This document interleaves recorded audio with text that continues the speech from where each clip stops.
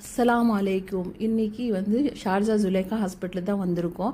எனக்கு 3 months before ஒரு pituitary கிளாண்ட்லேருந்து blood league ஆகிட்டுருக்குன்னு சொல்லிட்டு ஒரு ஆப்ரேஷன் பண்ணியிருந்தாங்க. அதுக்கப்புறம் 3 monthsக்கு அப்புறம் ஒரு நாள் அட்மிட் பண்ணி 1 ஹவருக்கு ஒரு தடவை பிளட் டெஸ்ட் எடுத்து ஹார்மோன் இன்க்ரீஸ் ஆகிருக்கான்னு சொல்லிட்டு பார்க்கணுன்னு சொல்லியிருந்தாங்க.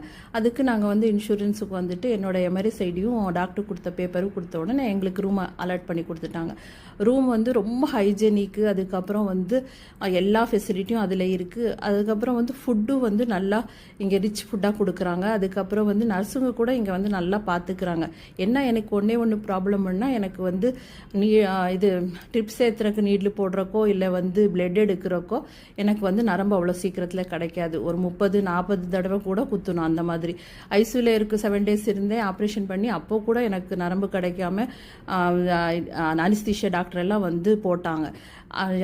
அல்ஹம்துலில்லாஹ் இப்போ எல்லாம் நல்லா இருக்குது.